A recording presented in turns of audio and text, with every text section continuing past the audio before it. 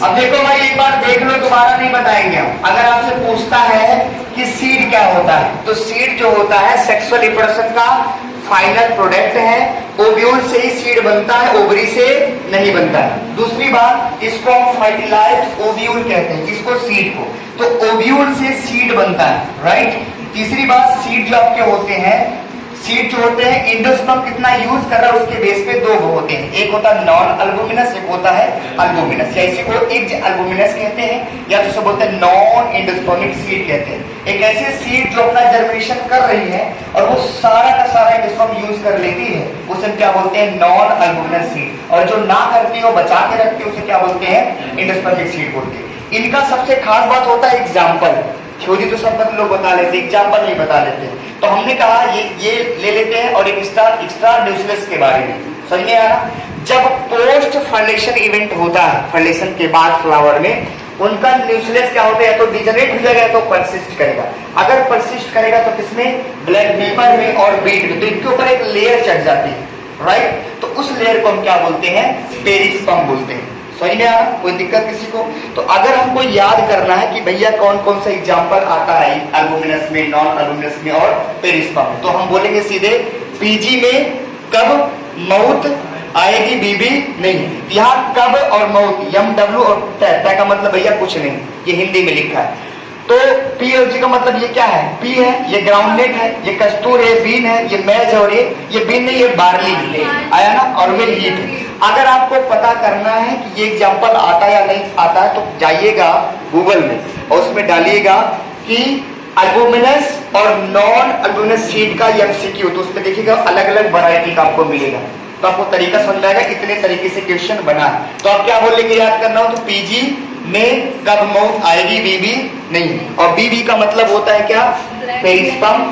Perisperm ये सारे इसमें होता है, एक होता है बीट और एक होता है ब्लैक पेपर। ये सीड के कारण अब आपको लिखना है, तो समझिएगा एनसीईआरटी में लिखा गया है। अगर सीड मान लीजिए मेच्योरिटी की तरफ बढ़ती है, जब कोई सीड मेच्योर होती है, मेच्योर का मतलब वो सूख रही है, आया ना। हम गेहूं तभी काटते हैं जब गेहूं सूख जाता है, राइट।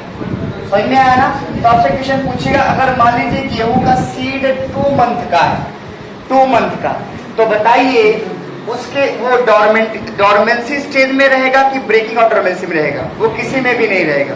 समझ में आना क्यों? क्योंकि वो मैच्योर नहीं है। तो जब सीड मैच्योर होता है तो वो ड्राई होने लगता है, और वो 10 से 15%, इसका मतलब उसमें वाटर कम होने लगेगा। जब वाटर कम होने लगेगा तो सीड आपका जर्मिनेशन स्टॉप कर देगा, वो जर्मिनेशन अपना नहीं करेगा। दूसरा, मेटाबॉलिज्म स्टॉप रहेगा, लेकिन वो सीड क्या होगा? लिविंग होगा।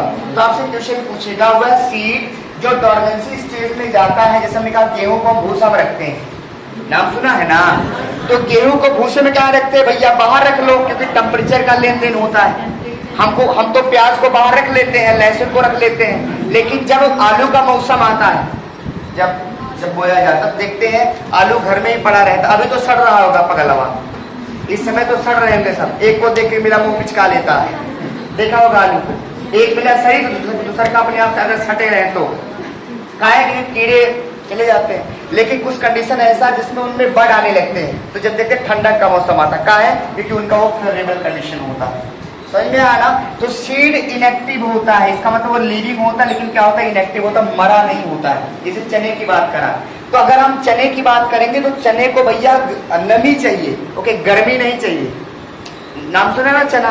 लेकिन कुछ ऐसी सीड होती है जिनको टेम्परेचर का लेन देन होता है, जैसे आप प्याज की बात करेंगे, लहसुन की बात करेंगे और गेहूं की बात करेंगे। तो सीड जर्मिनेशन समझ में आया ना।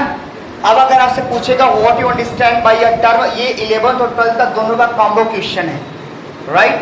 तो पूछेगा what you understand by term dormancy period, तो बोलेंगे एक ऐसा स्टेज जिसमें सीड ना ही मेटाबॉलिज्म उसका चलता है, ना ही सीड का जनरेशन होता, लेकिन सीड इनएक्टिव होता, लेकिन वो लिविंग होता है, डॉर्मेंसी पीरियड। तो बोलेगा वो कब ब्रेकिंग ऑफ डॉर्मेंसी करेगा?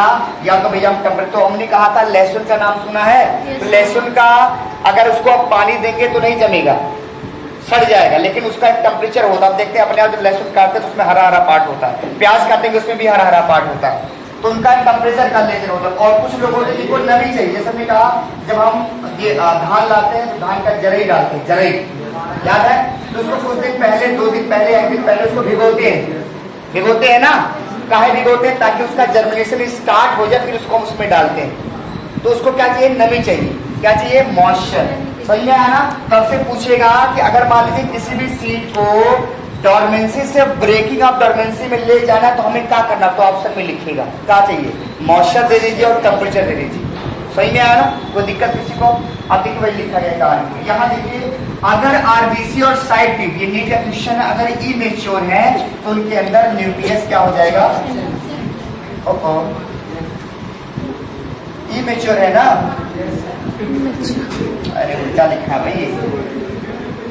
हाँ देखिए, अगर इमेच्योर आरबीसी और साइड ट्यूब है तो न्यूक्लियस क्या हो जाएगा? प्रेजेंट रहेगा हमेशा। अगर इमेच्योर, और अगर मेच्योर वही आरबीसी और साइड ट्यूब हो जाते तो न्यूक्लियस क्या हो जाता? उसमें अपसाइड हो जाता है। इसका मतलब mature RBC and side tube do not contain nucleus. यहाँ देखिए, अगर सीड इमेच्योर है, पूरी तरह से नहीं पकी है, तो उसमें कोई भी डॉर्मेंसी नहीं आएगा।